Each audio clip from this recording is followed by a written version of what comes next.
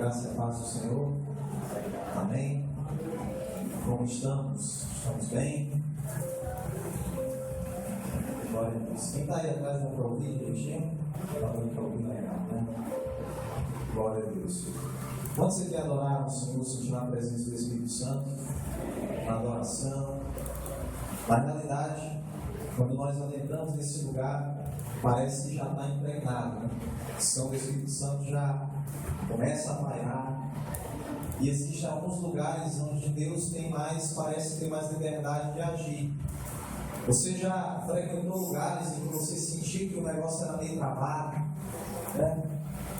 Então vamos especificar, dizer mais um pouco mais. Glória a Deus. Amém. Glória a Deus.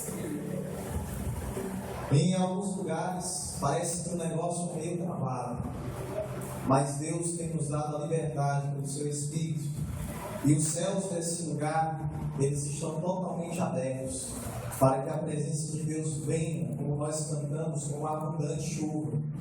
E aí quem tem um coração conectado com essa presença, com essa unção, vai receber. Amém? Glória a Deus. Atos, estamos aqui de novo no fogo do Espírito Santo. Amém? Só eu e ele sabemos o preço aqui sem ventilador, mas é por causa da questão da voz. Amém. Glória a Deus. Mais uma vez, irmãos, eu estou muito feliz de estarmos aqui compartilhando a palavra do Senhor. Eu confesso para vocês que o homem, na realidade, ele imagina mil coisas, ele tem mil ideias, mas sempre a palavra de Deus é a que prevalece. Então você está olhando para um homem, para uma pessoa que está procurando se esvaziar para que o Espírito Santo fale. Nós somos apenas um canal. O canal é aquilo que a água vem, passa por ele, e só isso. Ele não é a água. O canal é apenas uma passagem. Então eu estou aqui na condição de apenas uma passagem. Mas Deus não depende de mim para falar a você. Deus não depende de uma canção para falar ao seu coração. Deus também não depende de um profeta, ou de um pastor, ou do irmão que está do seu lado. Deus pode falar diretamente ao seu coração, mas nós estamos aqui numa canonia, nós estamos numa comunhão. Então é por isso que Deus usa o irmãozinho que está do seu lado para profetizar para a sua vida, para dizer que você é uma bênção, para dizer que o deserto não é o teu fim, para dizer que a tribulação vai passar, para dizer que existe um preço, e que esse preço, Deus, ele está no comando de todas as coisas. Deus usa as pessoas simples. E a pessoa que está do seu lado pode ser uma pessoa simples. Você não pode ter falado com ela na semana, mas aí hoje ela profetizou algo para você. E receba, porque quando nós profetizamos, é Deus que está falando. Amém? Eu queria compartilhar uma palavra com vocês que se encontra no primeiro livro da Bíblia Sagrada.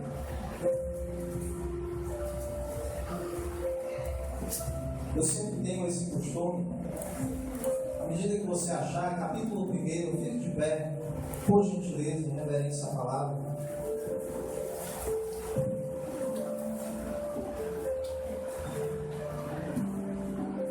Gênesis capítulo 1. Glória a Deus. No versículo 1, diz assim a palavra: no princípio, criou Deus os céus e a terra. No princípio, criou Deus os céus e a terra. E a terra era sem forma e vazia, e havia trevas sobre a face do abismo, e o Espírito de Deus se movia sobre a face das águas. E disse Deus: haja luz, e houve luz. Pule para o versículo 26. E disse Deus: façamos o homem à nossa imagem, conforme a nossa semelhança, e domine sobre os peixes do mar, sobre as aves dos céus, sobre o gado, e sobre toda a terra, e sobre todo réptil que se move sobre a terra. E criou Deus o homem à sua imagem, a imagem de Deus o criou, macho e fêmea os criou. E Deus os abençoou, e Deus lhes disse: frutificai e multiplicai-vos, e enchei a terra, e sujeitai-a, domine sobre os peixes do mar, e sobre as aves dos céus, e sobre todo animal que se move sobre a terra. Amém? Para o versículo 1, vamos ler todos juntos, amém? No 3, 1, 2, 3. No princípio criou Deus os céus e a terra. Mais uma vez, no 3, 1, 2, 3. No princípio criou Deus os céus e a terra. Amém. Pode se assentar.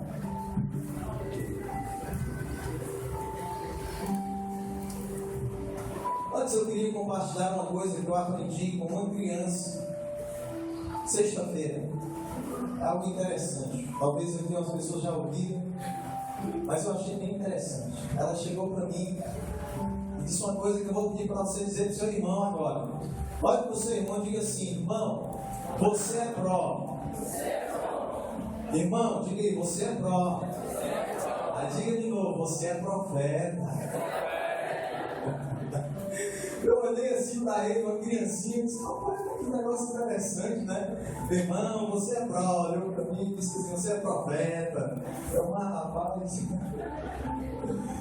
Glória a Deus, você é profeta, amém? Bom, irmãos, nesse lugar, na casa de Deus, esse lugar que muitos consideram como uma tribuna santa, na realidade é apenas um local onde nós compartilhamos a palavra de Deus.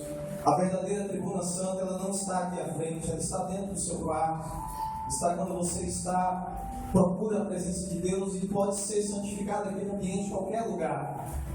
Muitas pessoas falam isso porque muitas pessoas têm uma ideia, talvez até errada, de que a pessoa que está ali à frente, ela tem que ter, ou ela tem que ser algo, ou um padrão que você coloca na sua mente, que às vezes não existe. Eu quero dizer para você que todos nós temos a mesma condição diante de Deus. Estou aqui à frente, ou quem vem aqui à frente, ou os meninos que vêm aqui à frente louvar a Deus, é apenas porque Deus escolheu, é apenas porque Deus tem um propósito. Mas não é mais do que você que está ali no banco, de repente está orando, sentindo a presença de Deus. Talvez você que vem desse lugar, fique olhando para as outras pessoas e diz assim: poxa, fulano tem tanto talento, fulano tem tanto dom, fulano sabe cantar, fulano sabe tocar, fulano tem uma célula para liderar. Eu não me vejo nessa capacidade, eu não me vejo, eu sou tão tímido, tão introspectivo, eu não me vejo. Aí você vem, entra na igreja, fica no seu cantinho. Mas eu quero dizer que essa personalidade, Deus foi que deu para você. Uns falam mais e outros falam menos. Você conhece aquela pessoa que fala muito, você senta para conversar e conversa pela roda dos amigos inteiros, né? Vai conversa, vai conversando. Essa é a personalidade que Deus deu para ele ou para ela. Tem outros que sentem e ficam calados, fica quietinho, e vai e conversa, vem conversa, e está lá, ela está lá quietinho, fica até com raiva às vezes quando alguém faz aquela velha brincadeira dizendo assim: fulano fala tanto, fulano está aí fala tanto. Esse se sente um pouquinho incomodado, que é uma brincadeira. Na realidade, Deus foi que criou.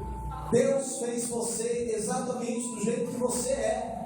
E outra coisa, Deus não deseja e Deus não sonha que você seja outra pessoa além daquilo que Ele fez, que é você mesmo. Você não pode ser outra pessoa. Deus te criou desse jeito.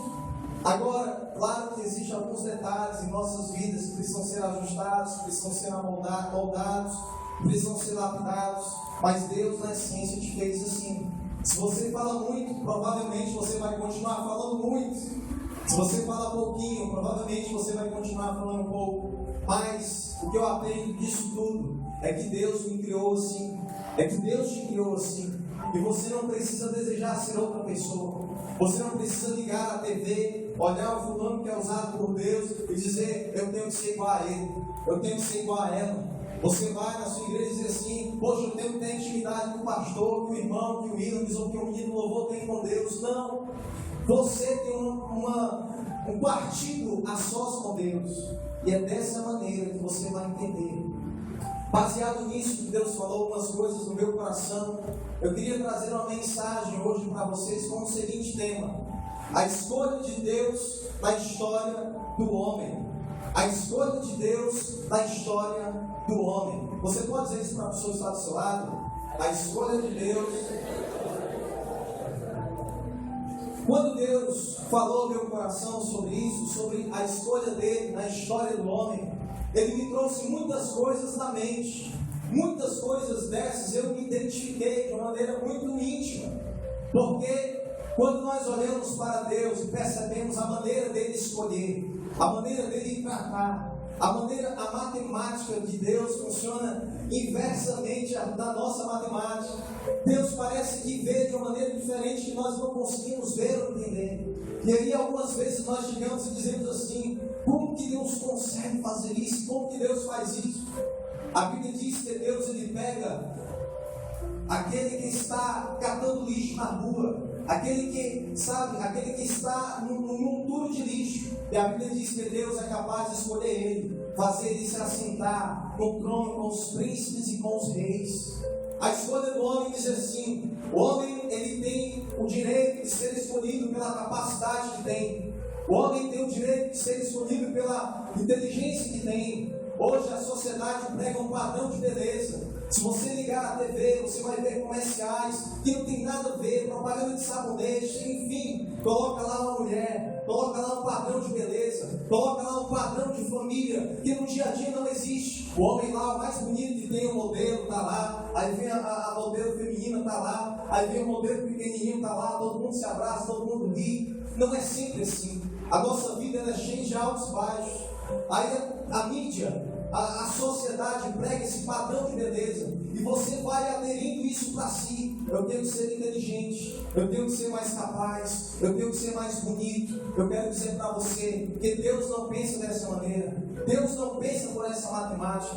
Aliás, Deus ele pensa de uma maneira em que muitas vezes eu e você não entendemos. Quando Deus olha para o homem, ele não vê a cor dos olhos, nem vê a cor dos cabelos, nem vê o que está na carteira, nem o conhecimento do status dele. Deus olha para a alma dele, o coração dele.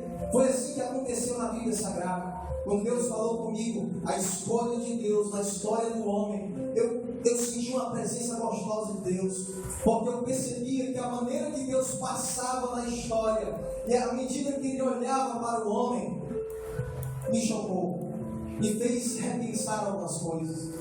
O que nós lemos? Nós lemos no primeiro capítulo de Gênesis, capítulo 1, versículo 1, no princípio criou Deus os céus e a terra. Eu queria pedir um pouquinho da sua paciência, a sua atenção, porque nós vamos aqui falar um pouquinho sobre como Deus age na nossa vida, na nossa história.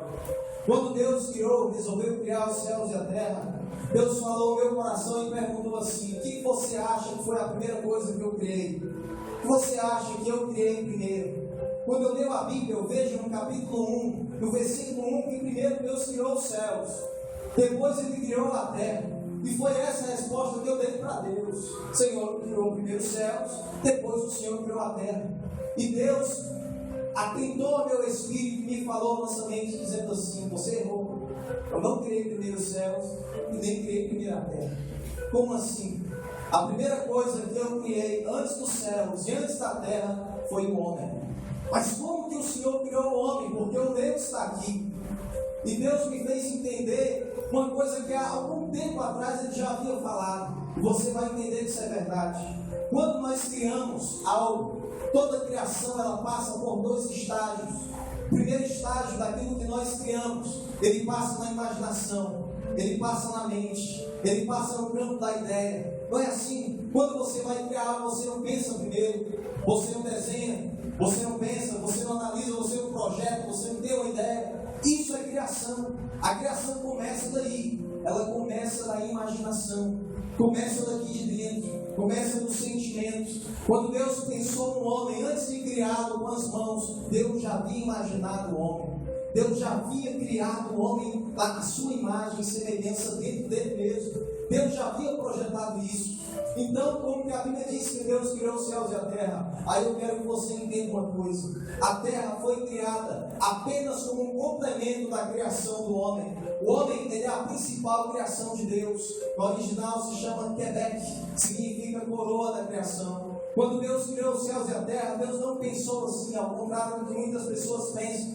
Eu estou criando aqui o céu, estou criando a terra, e está faltando algo, está faltando o homem e a mulher para preencher a terra. Não, foi exatamente ao contrário. Deus criou na imaginação Adão e Eva e disse assim: essa criação será a coroa de toda a criação, será a minha imagem, será a minha semelhança. Eu vou criar um mundo só para eles. Eu vou criar um planeta só para eles. E aí a Bíblia diz que no princípio Deus criou os céus e Deus criou a terra.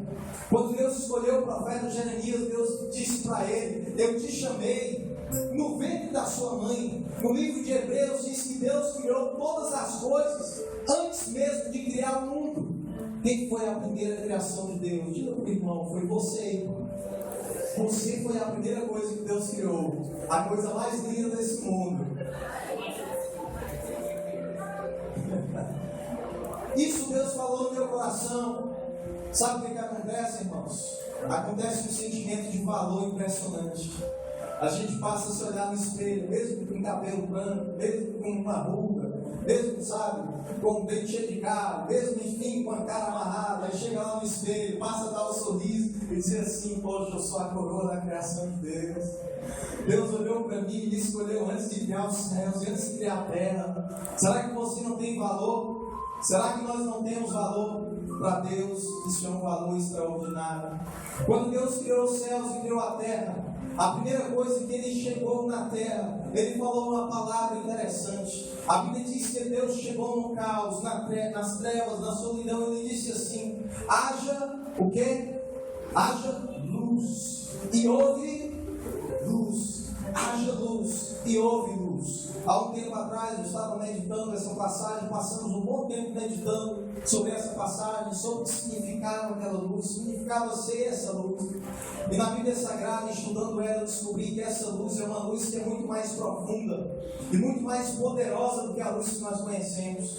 No começo da minha fé, quando eu li essa passagem, eu dizia assim: nossa, esse sol era poderoso, porque a fonte de energia da terra é o sol. A fonte solar, de energia solar da terra, já diz, vem do sol. Eu dizia assim: nossa, esse sol deve ser poderoso. Mas eu entendi que a criação, o sol e a lua só foram criados no terceiro dia, só depois. Mas aqui a Bíblia já está dizendo: haja luz.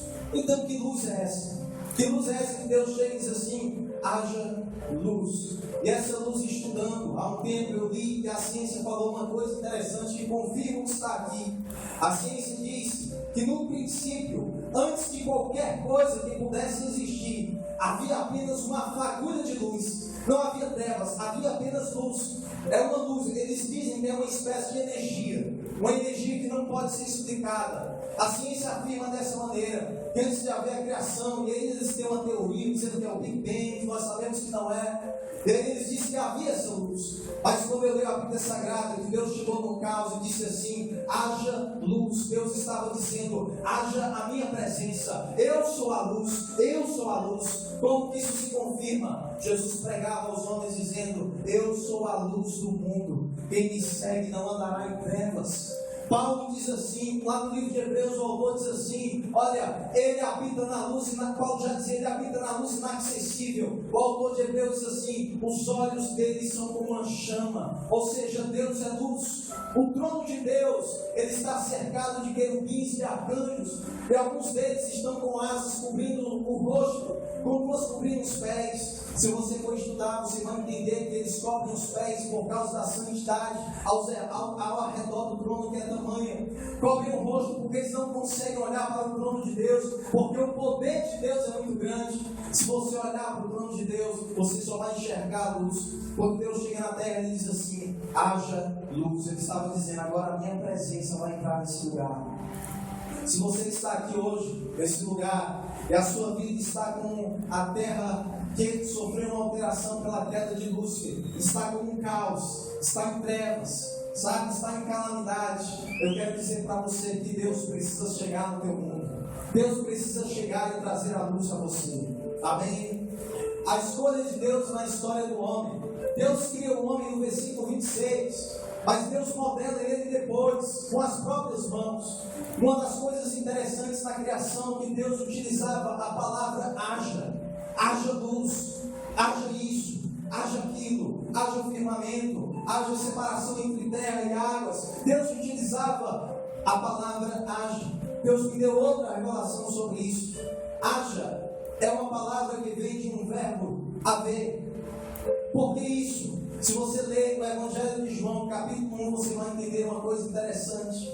Quando Deus resolve criar a terra, Ele cria pelo poder da sua palavra. Ele está dizendo haja, haja, haja. Ele está lançando o verbo, Ele está falando o verbo. Nós sabemos que o verbo é ação. O verbo expressa uma ação. Lá no Evangelho de João, capítulo 1, nós vemos o autor dizendo assim: no princípio Ele era o verbo. O verbo estava com Deus. O verbo era Deus. Todas as coisas foram criadas por meio dele. Sem ele, nada do que foi feito veio a existir. Nele habita a luz dos homens. Quem o segue não andará em trevas. Ele estava dizendo: Jesus é o verbo. Quando Deus na criação diz assim, haja, Ele estava ali com a Trindade, o Pai, o Filho e o Espírito Santo, criando todas as coisas pelo poder da palavra. Isso significa que o verbo é uma ação, que o verbo tem que estar em ação na nossa vida. Jesus é a palavra para a tua vida, meu irmão. Jesus é a ação, o verbo para a sua vida. As coisas só vão acontecer, as coisas só vão ser criadas ou recriadas ou restauradas se você disser assim: Deus, que haja luz na minha vida. Amém?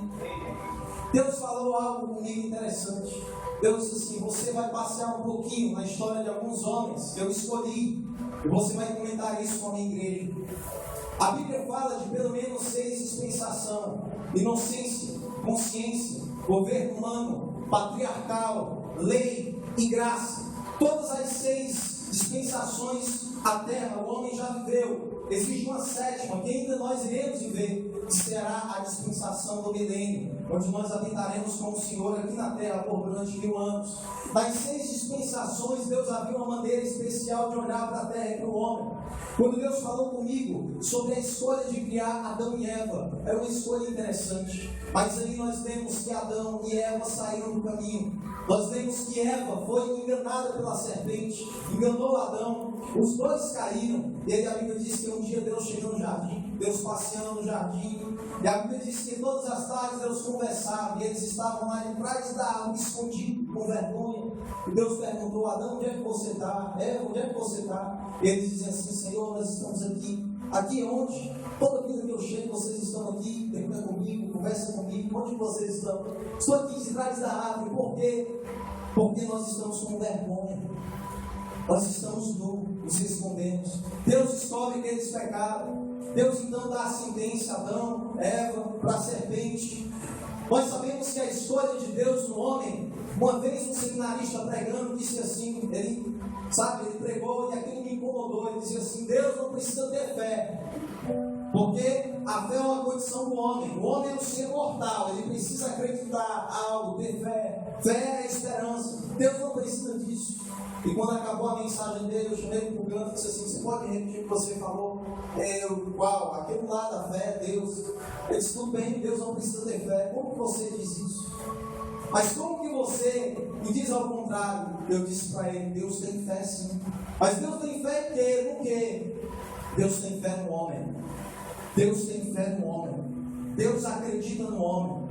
Deus tem esperança no homem. Se você for estudar a Bíblia Sagrada, você vai ver essa esperança de Deus intrínseca nessa história. Quando Adão e Eva pecam, Deus lança uma promessa de restauração em Gênesis 3,15. Mas o homem também tem o seu livre-arbítrio para escolher. Aí entra a descendência de Adão e Eva, Caim e Abel. Nós vemos que Caim escolheu matar o seu irmão por inveja. E aí nós vemos na história que a humanidade, no capítulo 6 de Gênesis, se entrou na depravação moral do pecado, muito parecida com a de hoje. Eles esqueceram de Deus, irmãos. Esqueceram de adorar a Deus. Esqueceram de voltar a Deus. Deus ficou irado com aquilo. A Bíblia diz que essa época era a época dos Nefilins. Você conhece os Nefilins? Já ouviu falar da história? Os Nefilins eram gigantes que habitavam na terra. Eram homens anormais, não eram frutos naturais da criação de Deus. Deus olhou e disse assim: isso é uma abominação. E Deus disse assim: eu vou destruir a terra. Eu vou destruir a humanidade. A Bíblia diz que Deus passou sobre a terra. Quando ele passou e quando ele ia dar a sentença, todo mundo vai ser destruído. Ele olhou o homem na terra e algo chamou a atenção no coração dele. Ele olhou para a terra e ele viu um homem chamado Noé. A Bíblia diz que Noé achou graça diante dos olhos do Senhor. A Bíblia diz que Deus chegou para Noé e disse assim: Noé, se levante, se prepare. Foi, Senhor, eu estarei para fazer algo aí que você nunca viu na história, nunca verá algo parecido. O que é que o Senhor vai fazer? Noé, eu vou te dar uma unção específica agora de arquiteto, de engenheiro, você vai ser tudo isso. O que é que eu vou fazer? Você vai fazer um grande barco.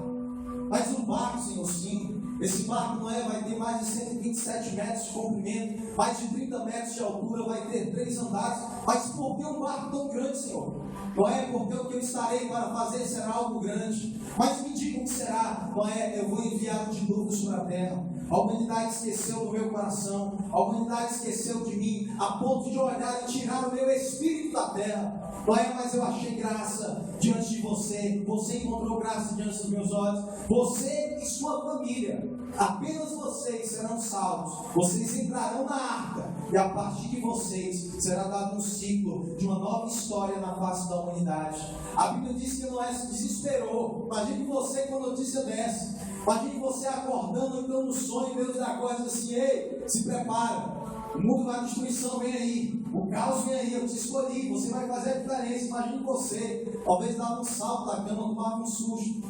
Noé saiu às cidades e pregava, dizendo assim: olha, Deus falou, Deus disse isso. E eles olhavam e diziam assim: besteira, não é isso, não é besteira. A Bíblia diz então que um dia Noé estava com a sua família. Deus chegou para ele e disse assim: Noé, levante-se, pegue sua família, entre dentro da arca urgente. Noé pegou, correu, se apressou, entrou dentro da arca. Deus disse assim: Noé, agora eu vou fazer algo interessante. Eu vou realizar um milagre que você não vai entender. O que o Senhor vai fazer? Eu vou trazer, Noé, diante de você aquilo que eu dei para Adão e para Eva. Eu dei a Adão e Eva o domínio sobre a terra. Noé, comece a chamar os animais da terra. Chame cada um, e eu vou lhe dar consciência de mais que você nem sabe. Eles virão até a arca, porque através desta criação será multiplicada posteriormente. Noé estava dentro da arca e os animais começaram a vir. Nós sabemos que vai ser lançado, já foi feito, vai ser lançado um filme de Noé. Sabe, eu estou doido para assistir esse filme, porque deixa a gente dentro da história, que vai ter o filme de Noé. E tem uma cena no trailer que é ele abraçado com a esposa, sabe, com os filhos, e a cena dos animais vindo, e as serpentes, a mulher diz assim: mas Noé, até serpentes com medo, assim, diz assim: todos os animais que rastejam sobre a terra também devem entrar. E aí os animais dos céus, da terra, que rastejam sobre a terra, todos eles vieram à arca. Eles se trancaram na arca, e Deus chegou para Noé e disse assim: agora prepare-se. Noé fica em silêncio. O único coral ali é o coral do som dos animais. Ele e a família ali, meio que temerosos, meio que com medo, sem saber o que estava para acontecer. E de repente, o céu se abre. A primeira gota de água cai sobre a barca.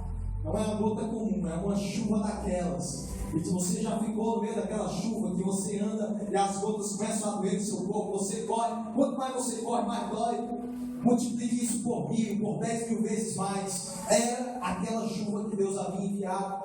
E aí começa a chover. E quando começa a chover, Deus diz: vai chover sobre a terra 40 dias, 40 noites, ininterruptamente.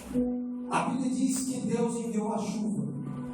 E a Bíblia diz que as águas começaram a se ajuntar. E se ajuntaram, a ponto de a fonte dos abismos se romper, ou seja, os rios começaram a transbordar. E a Bíblia diz que aquela grande barca, ela começou a levantar. Aquela engenhosidade, aquela construção levantou com todos os animais Noé dentro da arca.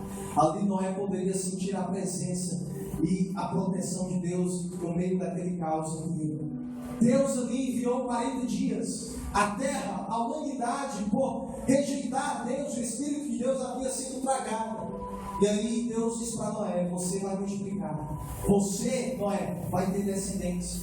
A porta da arca se abre depois de um tempo, as águas baixam, Noé desce com a sua família. Deus chega para ele e diz assim: Noé, agora eu escolho um novo ciclo na história da humanidade. É através de você e seus descendentes. Você vai dar um ciclo a partir de hoje. Há uma nova parte na história da humanidade. E aí Deus me fez caminhar um pouco na Bíblia Sagrada. E Ele me fez entender a escolha dele na história dos patriarcas. Começa aí, Abraão, Isaac e Jacó. Abraão, pai da fé. Deus chegou e disse assim em Gênesis 12, Abraão, você vai ser o pai de toda a humanidade pela fé. Você vai ter uma descendência, olha para o céu, consegue contar as estrelas. Abraão, não consigo contar, é muita.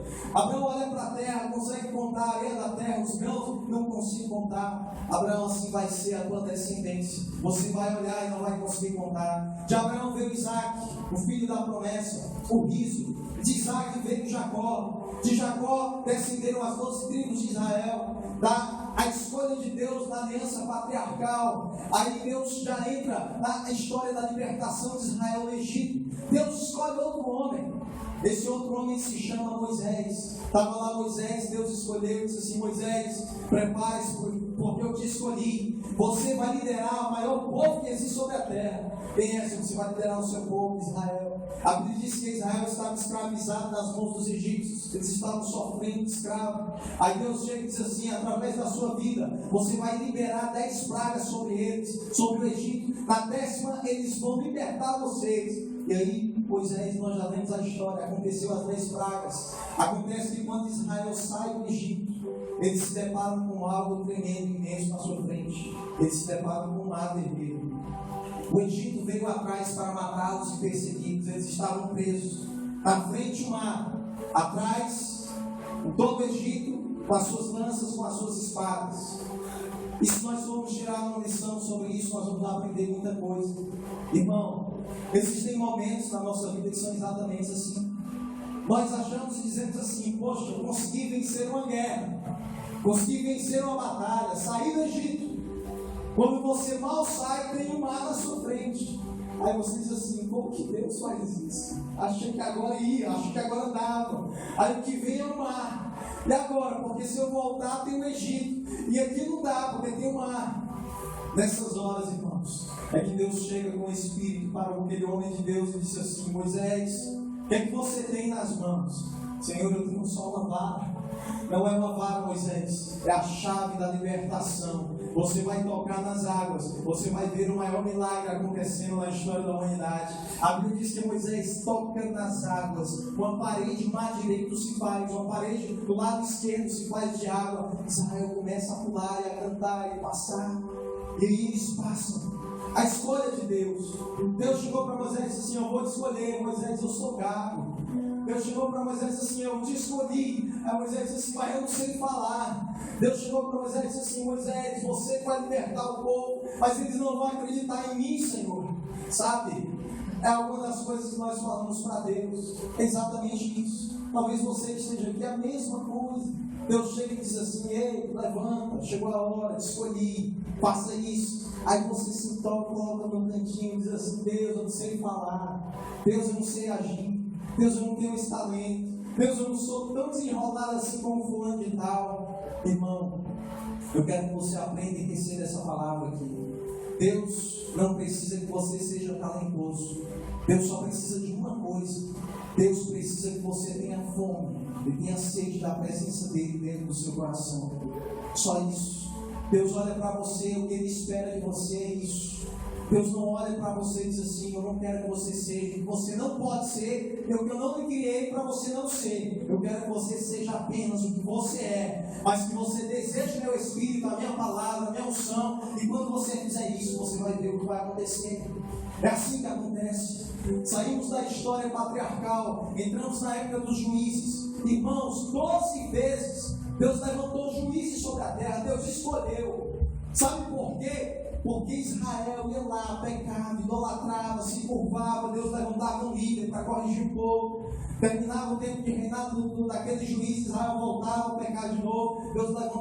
Deus levantou 6 juízes maiores, 6 juízes menores, 12 juízes. Adiantou, não adiantou muito. Aconteceu que na época dos juízes, Deus entra na escolha dele na época dos reis.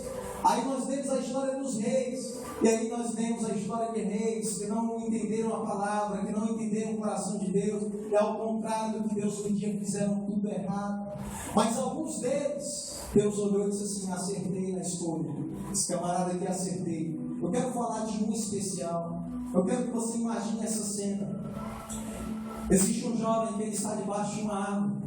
Talvez pode ser noite, talvez pode ser dia. E aquele jovem está debaixo de uma árvore. Diz a Bíblia que ele é pastor de ovelhas. Ele deve ter os seus 16, 17 anos de idade. Ele é magrinho, franzino, não tem muita habilidade, não passa muita confiança no seu olhar ou na sua expressão. Ele é muito introspectivo e está no seu cantinho. Mas ele faz uma coisa que chama a atenção de Deus. Ele pega um instrumento, que esse instrumento se chama harpa. Ele senta ali, e no som ali das suas ovelhas, ali cantando junto com ele pega a harpa e começa a tocar. Ele olha para o céu, e se for de noite ele vê as estrelas. Ele olha para o céu, se for de dia ele vê as nuvens. Ele começa a dizer assim: o Senhor é meu pastor, cantando, nada me faltará. Ainda que eu ande pelo vale da sombra da morte, nada temerei. Mil cairão ao meu lado, 10.000 à minha direita, mas eu não serei atingido. E ele começa a cantar a Deus. Ele começa a adorar. Ali naquele meio, talvez você não saiba, mas quem pastoreava ovelhas naquela época era considerado alguém rebaixado, era considerado uma pessoa de menor expressão na família. Na realidade, esse tipo de trabalho era um trabalho menos expressivo, porque o que era o auge do trabalho na época era ser guerreiro, era entrar nas fileiras dos exércitos do rei